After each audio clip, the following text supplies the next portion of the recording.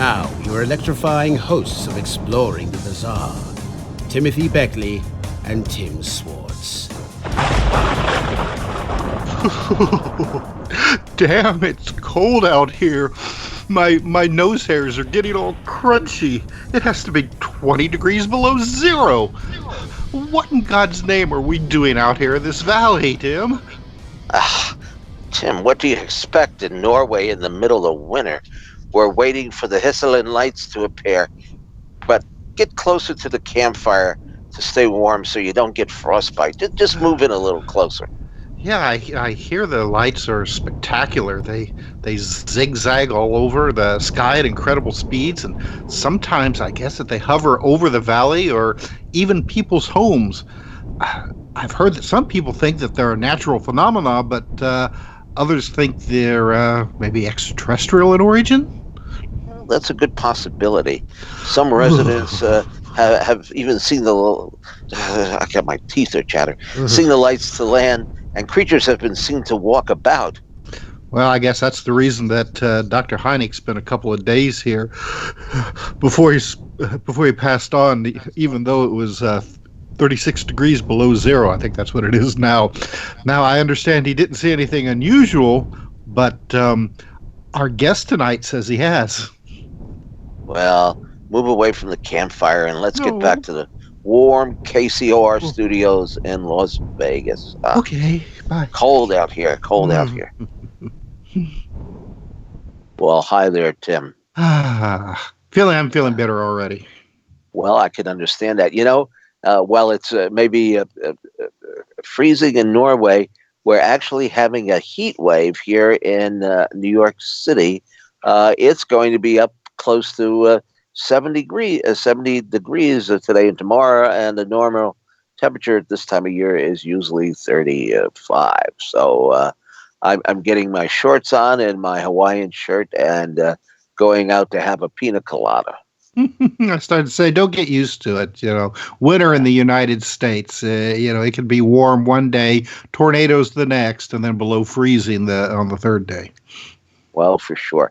Hey, I'm really excited about the show this evening. Our guest on the other line is actually speaking to us from Norway. We have an international connection. We always like to do these global shows to show that UFOs are nothing local. I mean, in the old days, Tim, remember they used to say, "Oh, it's only in America that people would see these things." Well, we all know now that UFOs have been seen all over the world. There isn't a country that hasn't been hit by this phenomena from one time or another. But these lights in Norway are spectacular. Now, we have here in the United States, in North Carolina, the Brown Mountain lights.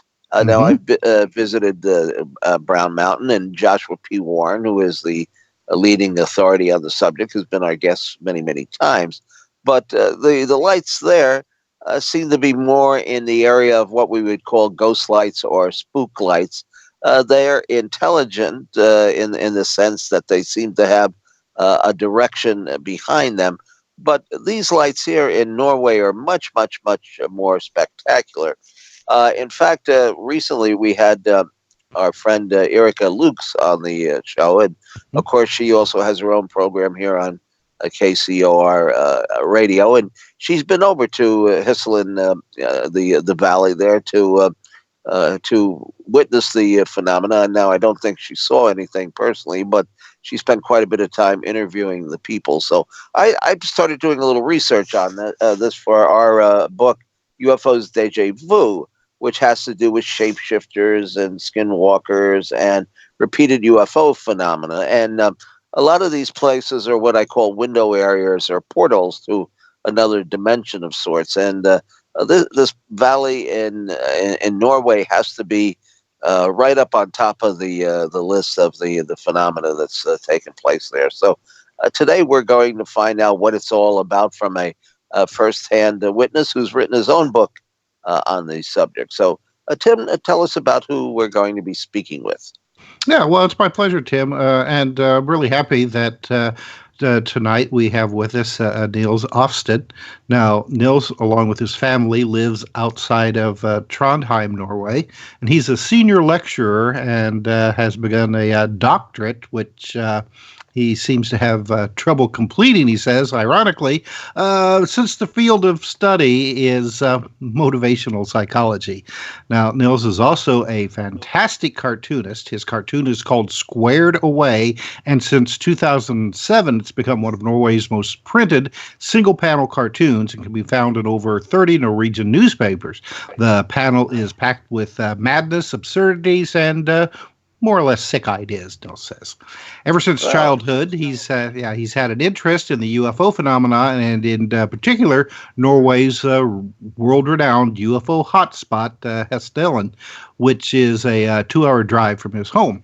Now, he's published one book on the subject called The Hessdalen Lights, and is currently preparing a sequel. So, Nils, thank you very much for being with us tonight on Exploring the Bizarre.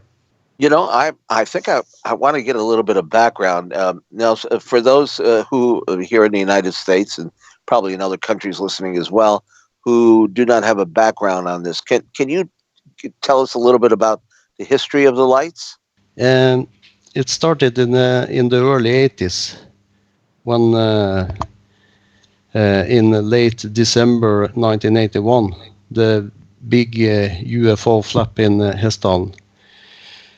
People started to see these lights in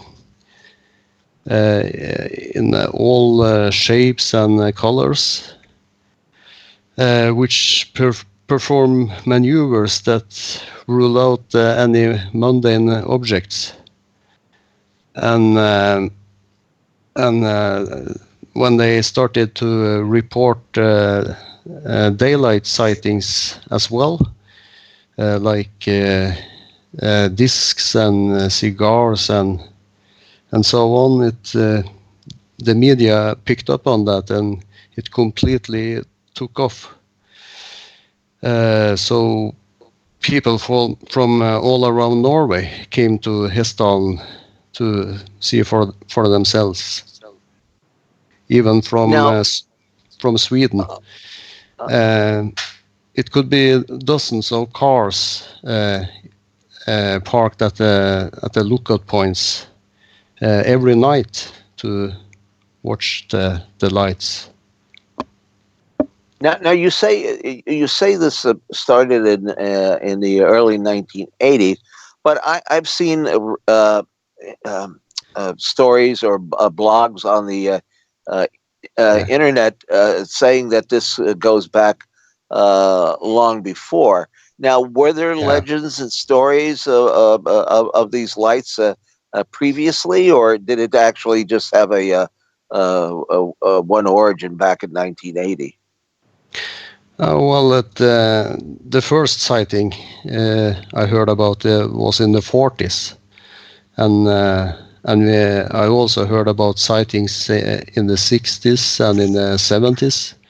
But the big flap started in the early 80s. Well, do you know what the first actual sighting was? Now, these things, as I understand it, are seen in various places in the valley, but we see these photographs on the internet, and some of them are rather spectacular, but they seem to be at a rather high altitude, where most of the original reports of things of an aerial nature. Now, it's also a lot of pictures taken from the mountaintops down on the lights, where the lights were down in the valley. So it's not just lights in the sky. If you're talking about the images. Mm.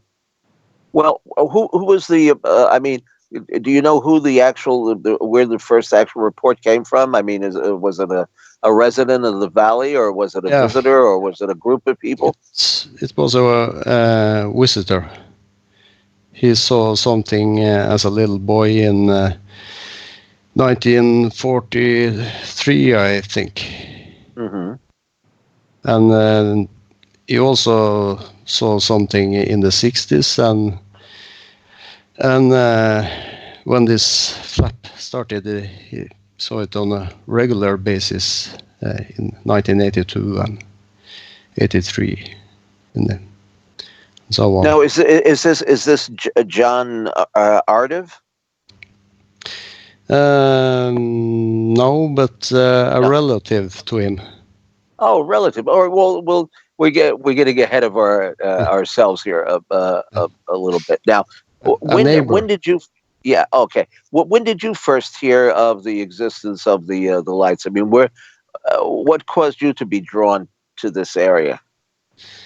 For me, it started already in early childhood, when it all started in Hessdalen, and the newspapers started to write about UFOs. This led to discussions in. I remember family gatherings when this topic came up, and these UFO discussions could be quite heated. Mm-hmm. So it made a big impression on a little boy. What was all the fuss about? So it started to fascinate me on an early point. And when did you travel there for the first time? Yeah, later I started to read every book on the UFO topic I could find at the public library in Trondheim. And when I got my driving license, I started to go there myself. Mm. So this was as a teenager in the 90s. And did you see anything in those early days? No, only once, but this was only one-day trips. But in recent years, we've been lucky, so we had been able to rent a cabin in the valley, and Yes. so now we are going. Your book. I know in your book it's almost like a travel log. I find it very fascinating that you visited there with your lady friend and had all these sightings and experiences. So as a teenager, you were hooked on this, and you began reading about this and traveling there. But now we started off with our little monologue skit there about how cold it was, and or is in this part of Norway, especially in the winter. And there's a photograph that we use in our book UFOs Deja Vu of Dr. Hynek with a big fur hat on, and obviously very cold. I think on the day he was there, it was minus 36 degrees. Is there a certain time of year when the lights show up more predominantly? No, I think it's can show up at any point of year, but it seems like it's shorter periods when it shows up more often. Like Easter, the Easter holidays 2018, we saw it every night in a whole week. We even saw it twice. What exactly did you see on those occasions? Can you describe the setting? Where were you, and what time was it, and under what conditions? It was cold, but not very cold. Between 10 and 20 minus. That's not cold. No. But it was full moon. And we saw these balls of light that we could follow and travel across the valley and change direction. And before it suddenly disappeared and sometimes reappeared at another location. So this we saw 4 times in 4 evenings in a row. And what did how big were the balls? Were they all the same size? And what color were they? They were yellow, white, and first we thought they were planes. First we thought they were stars or planets, but they started to move, and of course then it had to be planes. But there were no blinking, and they changed direction, and suddenly they disappeared in front of the mountain. And this was very low in the valley, and they also moved too slow to be planes. So it wasn't planes, and it wasn't anything mundane.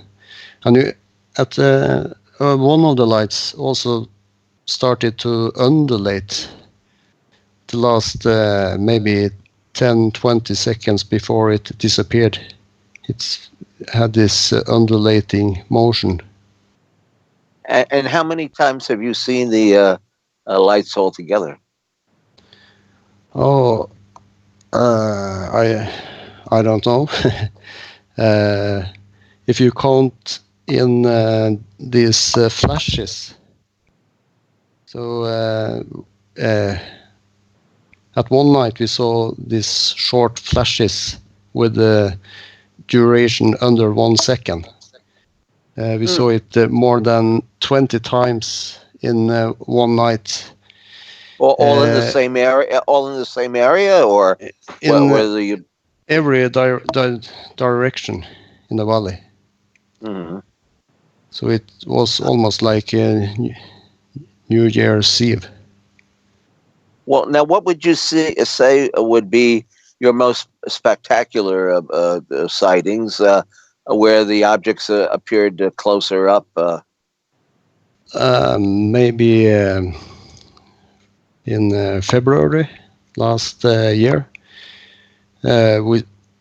we saw a red light that rose vertically about 2 kilometers away from us. It rose slowly vertically, and then it tilted. It turned around and came towards us.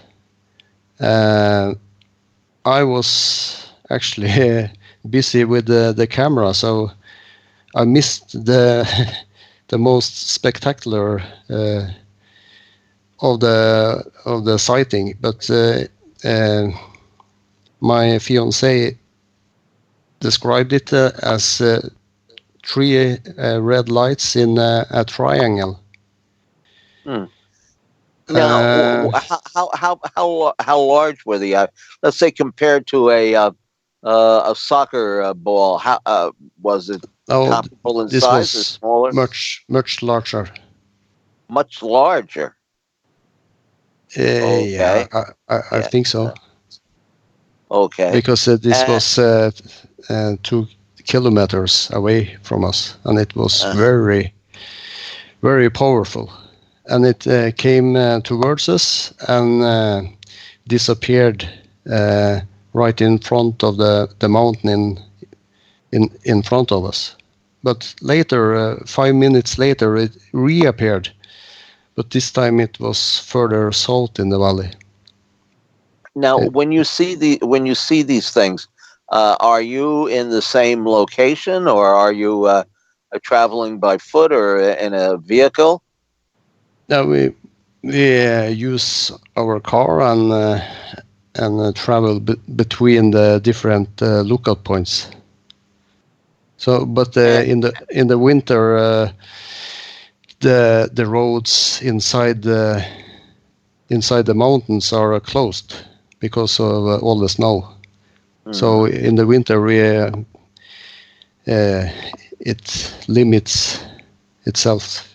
We only have one location in the north and one in the south, so we travel between those. Now, do these objects ever make any sound, or are they completely silent? We have never heard any sound, but several other people have heard. Some have heard a buzzing sound. Some it's different sounds. Now, what do you think that do they seem to be aware of your presence? I mean, do you think that they're showing themselves for the people to see them? Yeah, because patience doesn't seem to pay off. We often, when we arrive at the lookout point, something happens right away, or it doesn't happen at all. So if you stay several hours watching, nothing happens. But sometimes it happens after 5 minutes, 10 minutes. Mm-hmm. So now, how many people would you say altogether have witnessed the phenomenon? Are we talking about hundreds? I think a lot more than that. But in the 80s there were maybe thousands, but now it's not so much people in the valley. Is that because the phenomena has decreased, or have people just lost interest because they're seen so often? But Tim and Nils, let's hold that for a second, because we have to go to our bottom of the hour break. When we come back, we will continue our conversation about the mysterious Norway lights on Exploring the Bizarre. So stay tuned.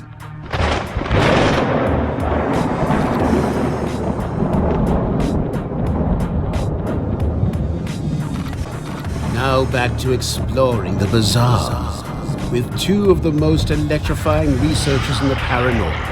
Your hosts, Timothy Beckley and Tim Swartz. Welcome back to Exploring the Bizarre. I'm Tim Swartz. Tonight we are talking with NILS OFSTAD, who is the author of the book, The Hessdalen Lights. Now, Nils, before we had to go to our break, Tim Beckley was asking you if the light phenomena that's being seen in the valley has been decreasing over the years. Well, it seems to be kind of decreasing since the 80s, because it was very intense for a period in the 80s. They saw it almost every night, and twice in some days. So, but there, it's still a lot of sightings, and I think it also due to that people are not reporting anymore, or not so much as they did back then.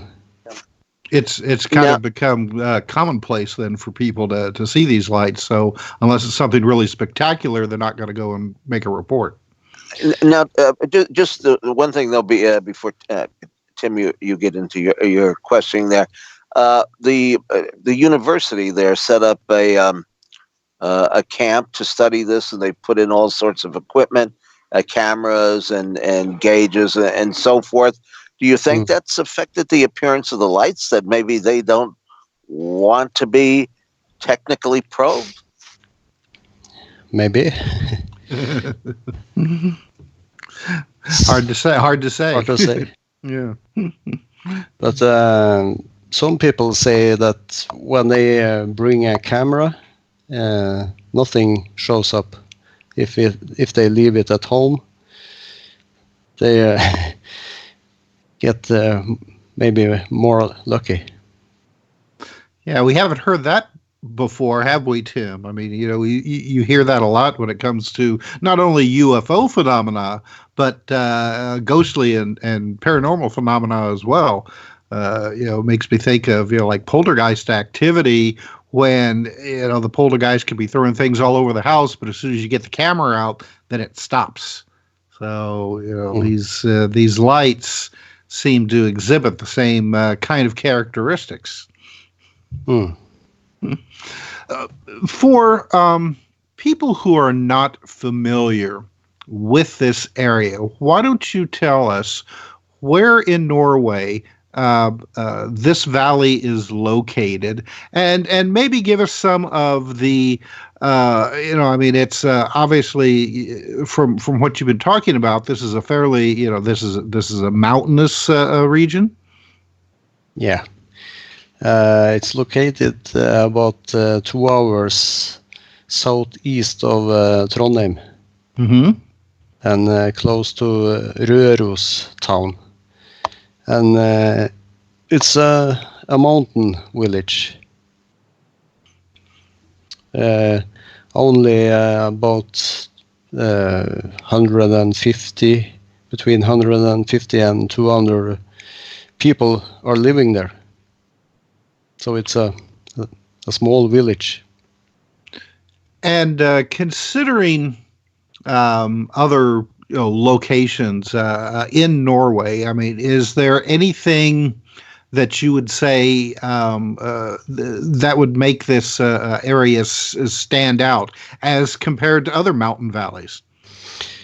Yeah, it's in this area, you have a lot of minerals. It's the largest untouched occurrence of ore, copper, iron, and zinc. So recently I've been wondering if this has something to do with it, because when you have this occurrence of ore, you also got strong magnetic fields. So I've been reading about Yakima in Washington and Piedmont, Missouri, and these places in America. And I wonder if you find the same geophysical conditions there. What about seismically? I mean, have there been any reported earthquakes or anything like that in that region? Oh, it's a quiet area in that way, as far as I know. Yeah, because a lot of times when you have areas that are very seismically active, I mean, there are also a number of reports also of what people would refer to as earth lights, even though it's just a name given to this unexplained phenomena. But these balls of light, I also feel that it is a paranormal aspect to them as well. Not only the structured crafts, but also the balls of light, the way they behave and the maneuvers they perform, and so I think they are related to the activity. How so? I mean, do they? Well, I mean, give us some examples of why you would think that that's the case, rather than just being, say, some kind of natural, plasma phenomena floating through the skies. Yeah. They can move slowly around, and they can stand still, but they can also shoot off at incredible speeds. And sometimes they appear together, two lights.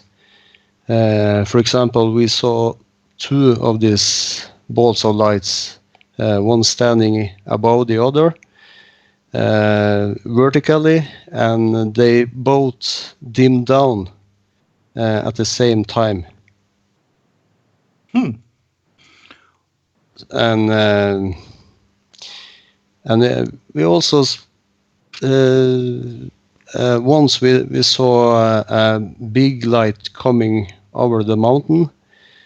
We had just arrived at the observation point, and I saw this very big orange light coming towards us over the mountain, and I grabbed my camera, and when I pointed the camera to it, it suddenly became a satellite. Yeah. So now, almost when you say satellite, what do you mean by satellite? It turned very weak and changed color from white, from yellow to white. And this happened 3 times. And it came 20 minutes later. It happened again, the same light, but this time it was a satellite from the start. And it passed over our heads. And the third time it came at the same location over the mountain, but then it turned to the west over the Great Lake there. So this wasn't satellites, but they pretended to be fake satellites. So it was almost like they knew that you were there and observing them. It Somehow sounds nuts, but well, anyone who feeling. Anyone who has any experience with this phenomena, it's not so nuts, because I mean we've heard of cases time and time again where people who observe UFOs have the feeling that whatever it is that they're observing is aware of them as well, even though there could be miles distance, in between. Well, what about now? What about you? I mean, from your experiences, when you've been out looking for these things, have there been any times where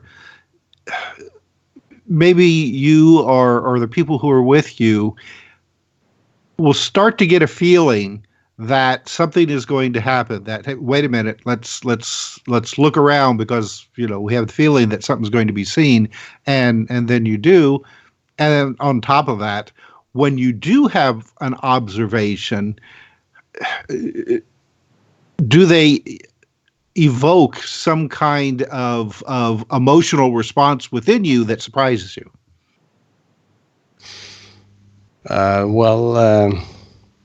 Maybe not for me, but my fiancé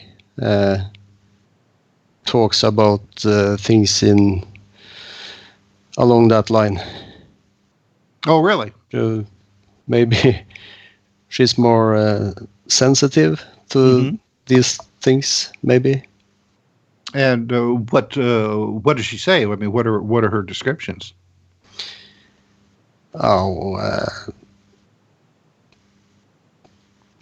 She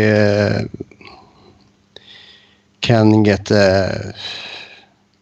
She feels that something is going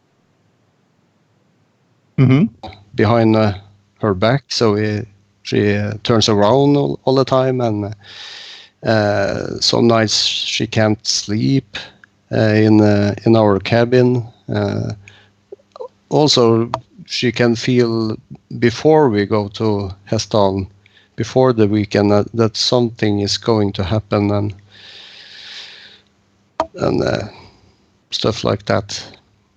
And when she has these feelings, I mean, is that the case? You said she has feelings that something's going to happen, and does it?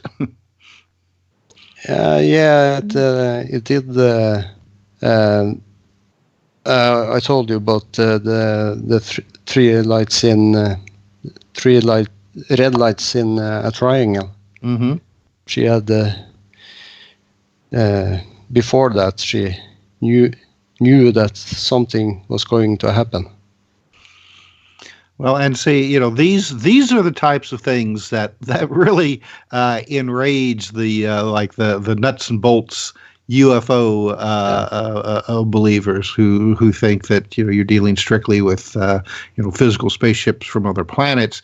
Yet time and time again, though, we have these types of reports from eyewitnesses that seem to. There seems to be some kind of psychic connection, for want of better words, between themselves and the phenomena. Yeah. So now, with a lot of these reports, we hear that people are seeing these things pretty high up in the sky. But have there been any sightings of these things at an almost eye level? Here in the United States, you talked about some of these other locations. I know we have like the Missouri Spook Lights, the Mafra Lights. A lot of these things are seen not only at a fairly close to the eyewitnesses, but within just like a few feet of the ground. I mean, do we have similar situations there in Norway? Yeah. A lot of examples of that in the 80s. Mm-hmm. The last one was last year. A woman stayed in a cabin southwest in Hessdalen. She couldn't sleep, so she stood up in the middle of the night, and through the kitchen window she saw something she described as a spaceship. And I saw the drawing she made, and it looked like a classic flying saucer with windows and lights around the rim. So it was the last example of that, but several examples. So there has been examples of rather than just blobs of light in the sky, that people are seeing what appears to be structured craft. Disc-shaped objects, cigars, egg-shaped, triangles, and bullet-shaped objects. Also landings. Oh, can you give us some examples? Besides the one that you gave us of the lady who saw the one outside of her cabin window. Yeah. Two examples. You have John's reports. I mean, he's gotten very close to the objects. Yeah, 15 meters. He described it as he said it was obviously a machinery. He described like a car radiator. With these pipes he could see, and also landing legs he saw. Oh, really? Landing legs. So yeah. So then, have people seen these lights during the daytime? Most of the descriptions that make it back to us here in the U.S., describe lights at night. But has anything been seen in the daytime? Yes, many times. Mm-hmm. But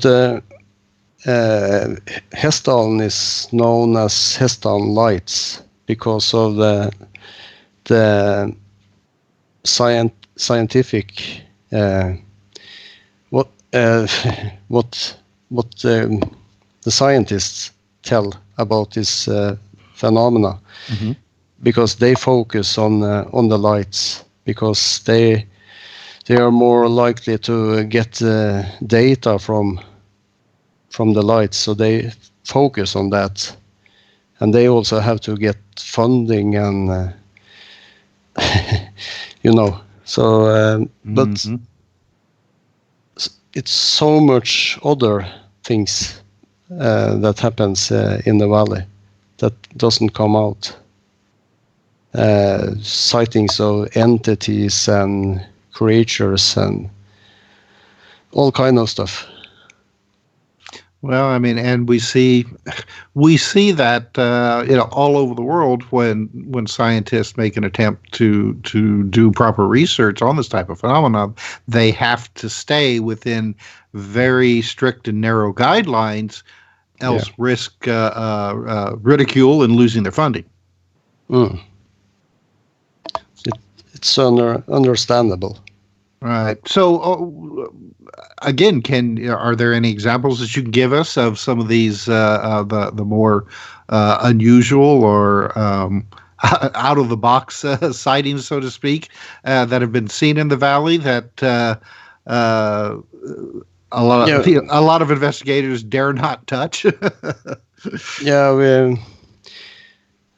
we had a sighting of two entities in September.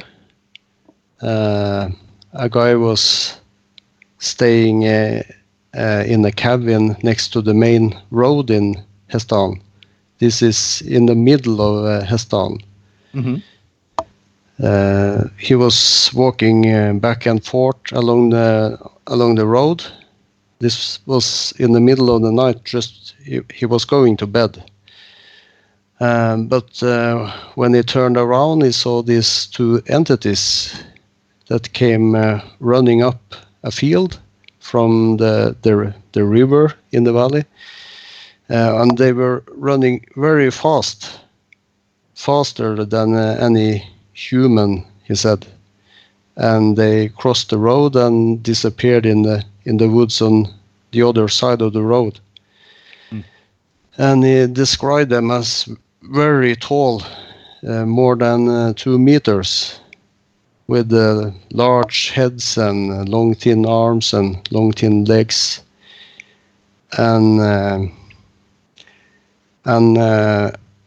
when they crossed the road, they stopped about 50 meters ahead of him, and then they looked straight at him.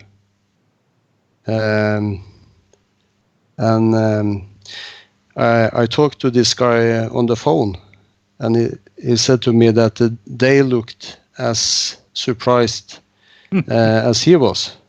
And then they continued and disappeared in the forest. But what was so special about that sighting was that 2 weeks later, another guy, a carpenter that worked on a building, they were setting up a new barn next to this field, and he told about almost the exact same thing. Two entities that crossed the road and disappeared up in the woods. And he didn't knew about the first sighting. So these were two independent sightings. Now, do you think, since most of these things take place in the woods or near wooded areas, could they be, and I dare mention this, nature spirits? Yeah, I don't know what it was. It was no UFO was sighted in connection with this. So what it was, I have no idea. But I suppose. This is in the middle of Hessdalen, so it's like if you can call it Hessdalen downtown, you can call it that in a village with 150 inhabitants. But you have the church and some houses and the community center is there. So this is the central place of Hessdalen. How about a good pub? Yes, Yeah. it's a pub there as well. Yes. Oh, very good. Then I'm coming. It's open maybe 4 times a year. One of those types. Yeah. So these sightings, I mean, they took place in a fairly populous area, and not just out, in the middle of a forest somewhere. I actually put up a wildlife camera in this area, so hoping that something will show up again. Interesting.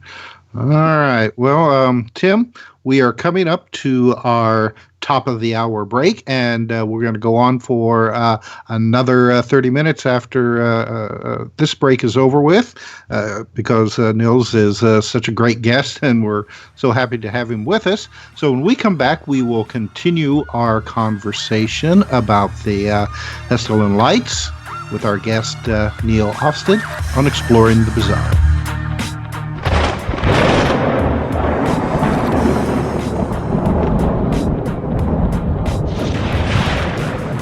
Now, your electrifying hosts of Exploring the Bizarre, Timothy Beckley and Tim Swartz. All right, here we are back again with the next segment of Exploring the Bizarre. So, Tim, you want to jump in here now? Yeah, yes. Nels, tell me, what are some of the theories? Now, in your book, you delve into some of the concepts of as to what these lights might represent, because they could be something other than extraterrestrial. In fact, you bring in one of our favorite theories, is that some of these could actually be devices that were constructed by the Germans during World War II, and there could be even some secret bases somewhere, maybe out there in Norway. So, what are some of these concepts? Yeah. There is a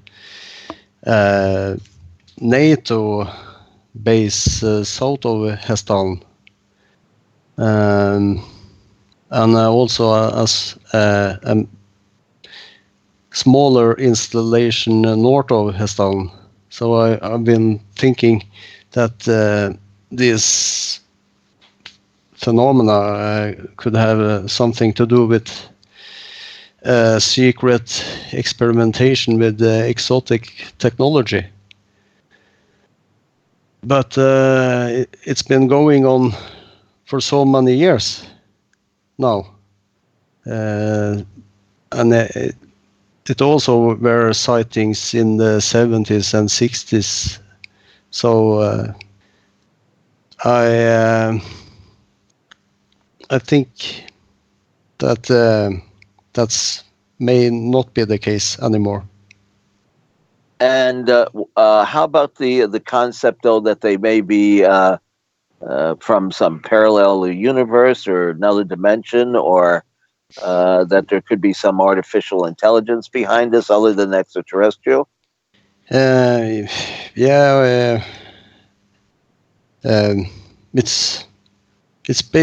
basically 3 theories. It is this natural plasma theory, and you have this military man-made theory, and also some kind of visitation. So in recent years, I lean more and more about against the visitation possibility. And what do you lean towards?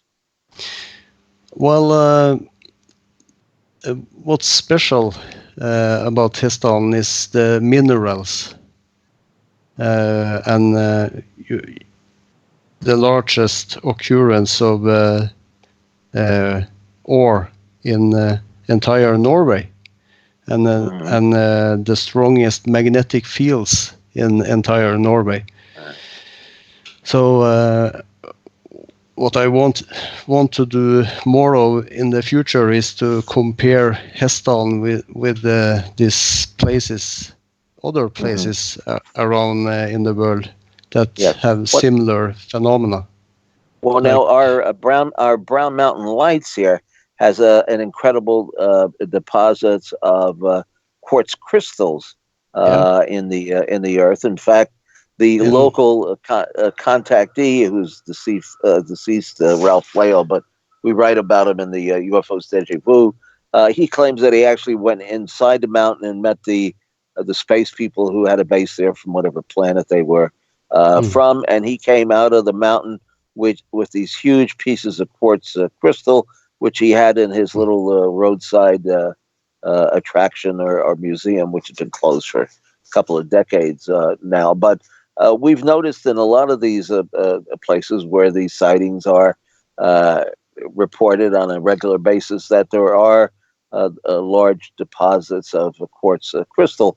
In fact, out at Joshua Tree, a giant rock there in California, where George Van Tassel was building his Integratron, this kind of time warp machine. His first meeting with the space people was on a rock, and they showed me the rock, and it was sparkling with the crystals. I mean, you could actually see this in the earth. So they do seem to be reported over areas where there's a vast amount of mineral deposits. But tell us a little bit about the scientific research that has gone on. Now, there is a space camp there, and there's the blue box, I think it's called, where they have all this camera and equipment to register. Who's actually put this equipment there, and what has it shown us? First, I want to shoot in that it's a lot of quartz in Hessdalen as well. But the research is it's Erling Strand from the Østfold University College. He's been head of Project Hessdalen since the 80s. So he's been done most of the research. Later, he has more people to help him, but he was there from the start, from the beginning, and he also put up the blue books, which is an automatic measuring station. You can find it on their website. They stream live, so you can see what happens in the valley from live. And also you have a group of Italians that carried out field investigations in the early 2000s, and they were led by a doctor in astrophysics, Massimo Teodrani, and they had some interesting conclusions after I think it was 3 field studies. They concluded that among a majority of lights in the sky, there were also present structured crafts. And that is very interesting, in my opinion, coming from a doctor in astrophysics. And in recent years, they carry out a science camp led with the support from Østfold University College twice a year. So it's a lot of research going on. I'd like to ask Nils, in your book, chapter 9 called Hide and Seek. The next page, 62, you've got a couple of same photograph of a photograph that you had taken, which is just really, I mean, just an absolutely fantastic photo. Do you want to tell us about that photograph? I mean, what happened and how you got it? Yeah, yeah, we were standing at southern lookout point about maybe 4 hours. Mm-hmm. We were and seeing nothing, and we returned back to the cabin. Hege actually fell asleep when we drove home, and when we were 200 meters above our cabin, this light showed up over the location where we stood earlier in the evening. And I grabbed my camera and just pressed record, and I think I got maybe 1 or 2 seconds before it disappeared. So again, when you take your camera, it has a tendency to disappear. And what kind of camera were you using? Oh, it's a cheap camera, so it's not very good. But this was in July, so it wasn't completely dark. Right. So well, it's the best photo I have, I think. Well, and I mean, you've also included this photo on the cover of your book, and I mean, it does seem to have almost like like we've described before, the traditional, like disc shape UFO with maybe a dome on top and so some kind of structure underneath it as well. How this image? How close is it to what you were actually seeing with your physical eyes? Well, it was a very big light. So this wasn't a ball of light. Right. This, I think it was maybe a craft. And it also had some kind of other colors to it. It wasn't just like a bright white light. No. So, but the cover, I actually saw it showed up on lowsybookcovers.com the other day. So that's great, yeah. So I think I have to do a better job next time. So, you took this photograph, in July. Yeah. Is there any? I mean, do these lights and again, I mean, we have to consider that people aren't seeing as many as they did back in the 80s. People see more during the summer or the winter, or I mean, does there seem to be any seasonal activity that is more than others? It's more in the winter. Really? When it's dark. Uh-huh. It's perhaps it's so easy that when it's dark, it's easier to see lights in the sky.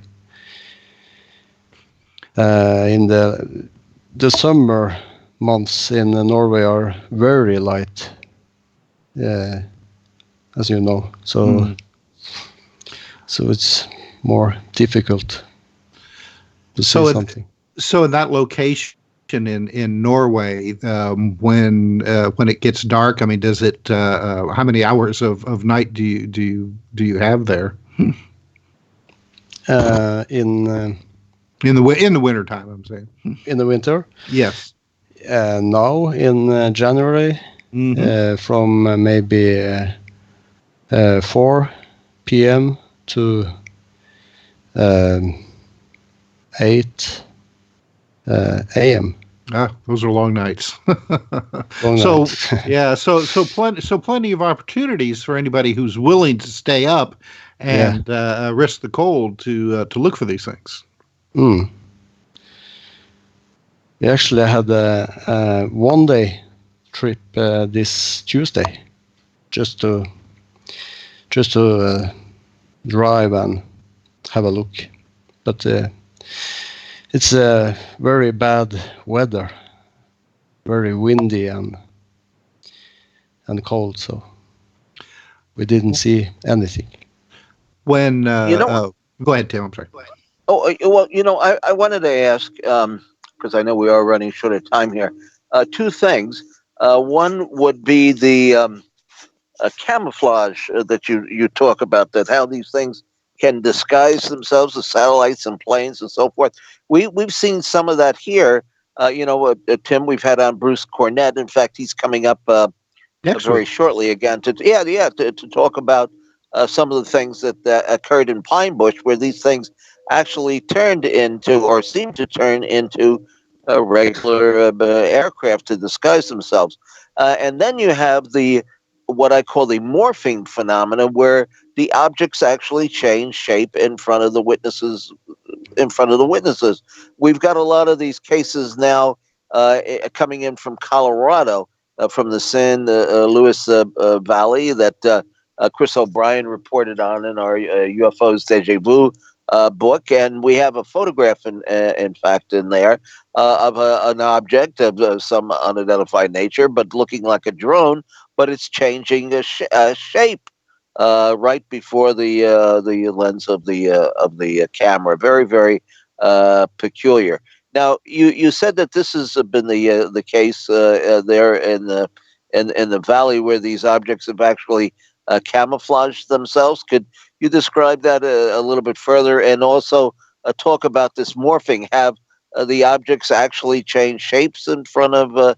Have they gone from cigar shaped to disc shaped or ball shaped?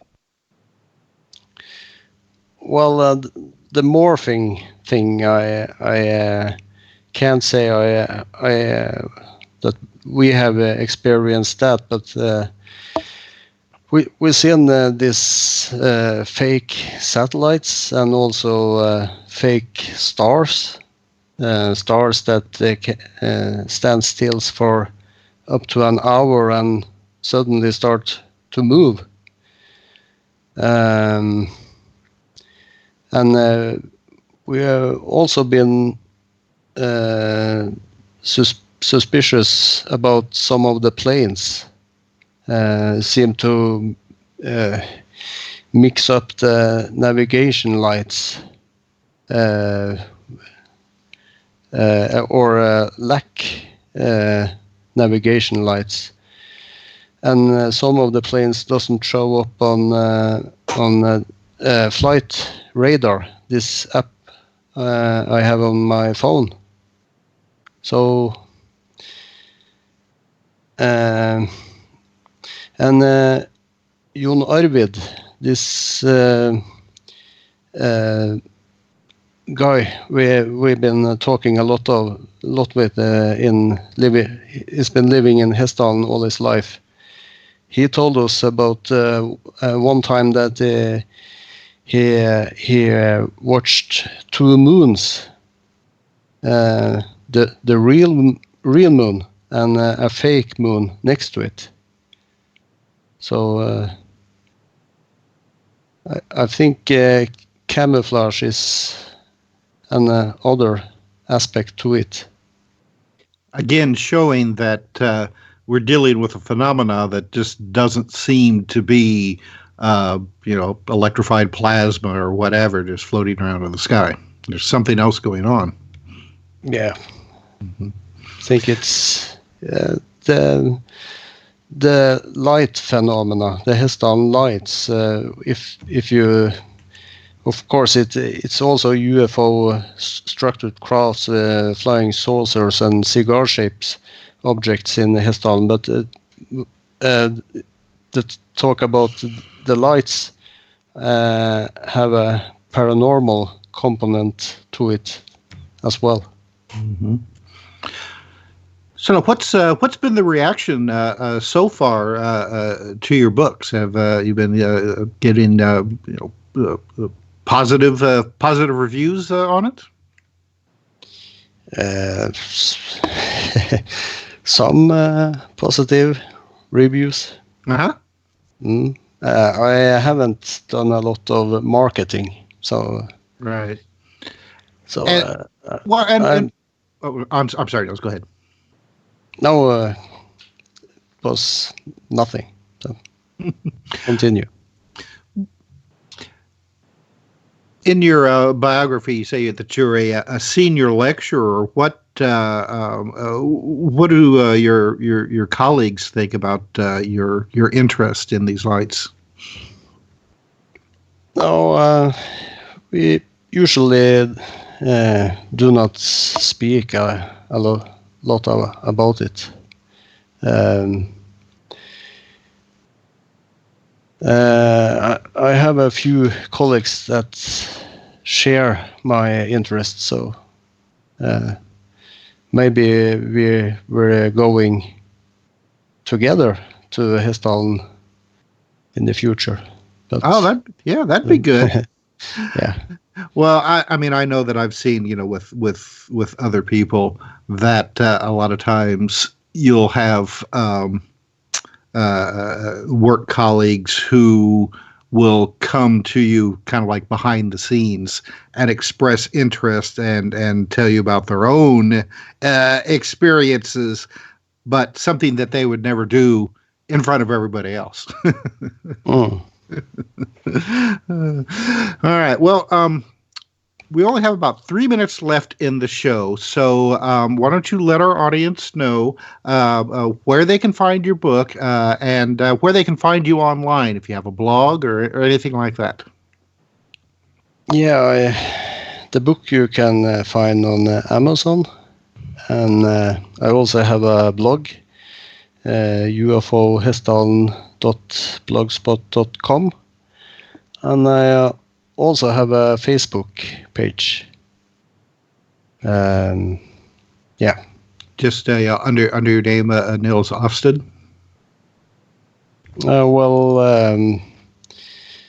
If you search for Hessdalen, it will show up.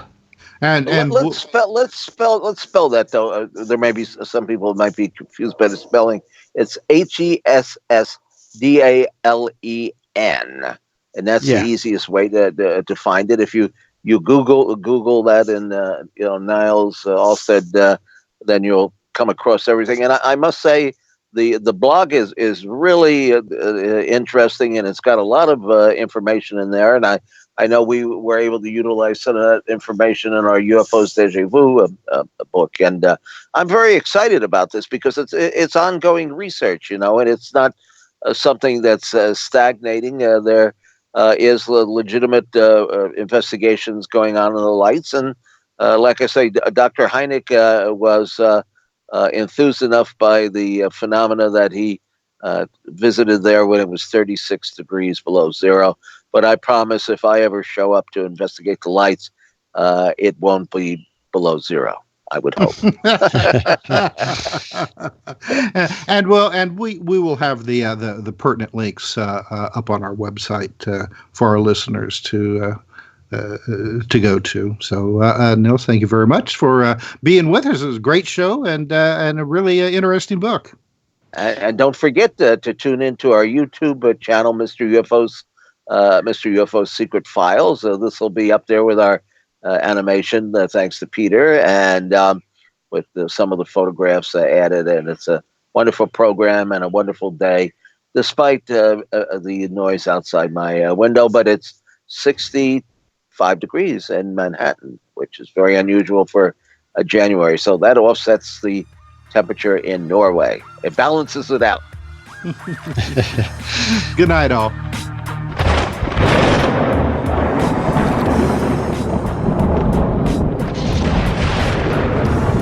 You've been listening to Exploring the Bizarre with hosts Timothy Beckley and Tim Swartz. They're taking back the night by jetting non-stop across the cosmos in search of the truly bizarre and totally unexplained, with you as their co-pilot. Thursday nights at 7 p.m. Pacific, 10 p.m. Eastern, on the KCOR Digital Radio Network. For more information on exploring the bizarre, and hosts Timothy Beckley and Tim Swartz, check out their KCOR Digital Radio Network page. Follow their YouTube channel at MRUFO 1100. Exploring the bizarre.